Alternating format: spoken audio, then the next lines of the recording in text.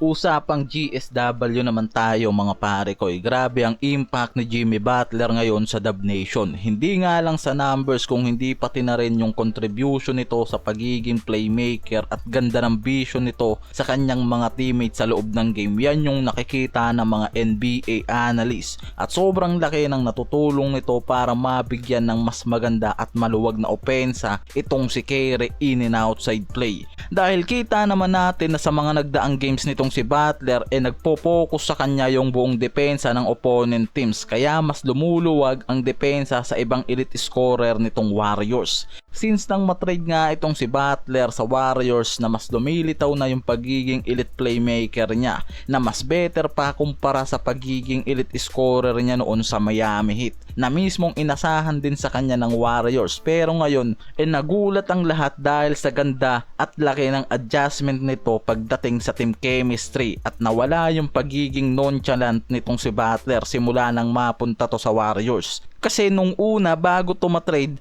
may mga espekulasyon na magiging problema ng Warriors yung attitude nitong si Butler na mismong kinagulat ng maraming Warriors fans dahil naging maganda yung komunikasyon nito at unity para sa Warriors. At sobrang ganda ngayon ng timpla sa kombinasyon nitong si Kyrie at Butler, at di ako nagsabi nito mga pare ko dahil sa mismong mga analyst nang galing ang salita na yan na hawak na ngayon ng Warriors ang pagiging champion contender na nawala sa kanila since 2019 at hindi maitatanggi na mas lumiliwanag yung pagiging title contender ng mga to ngayong season dahil sa ganda ng kombinasyon nitong si Butler at Kyrie. Merong 13-1 win-loss record ang Warriors since nang maglaro sa kanila itong si Butler. Sa numbers pa lang na yan mga pare ko, kitang kita na kung gaano kalaki yung impact nitong si Butler, at sa 14 games na yan 10 games dyan hindi bumababa sa 10 assist yung nagagawa nitong si Butler dyan, at nag-average yan ng 16.6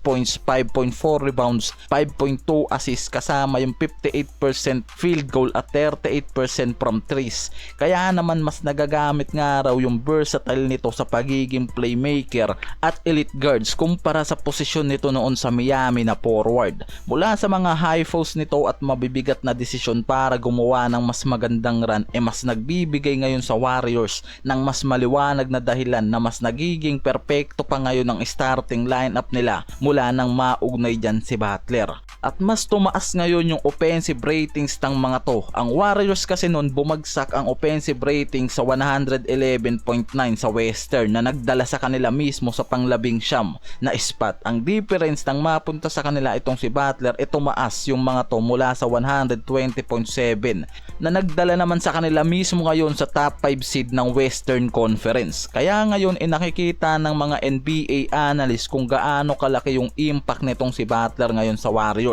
And paalala ko lang mga pare ko sa inyo na nasa small ball era pa rin itong Warriors dahil mas pinanatili nitong si Steve Kerr ang small ball strat nila at hindi kumuha ng center simula sa nangyaring trade deadline. Kaya mapapatanong ka na nga lang, what if kung kumuha pa nga raw yung mga to ng isang dominanteng center na paniguradong magpapabago sa laro nila sa ilalim.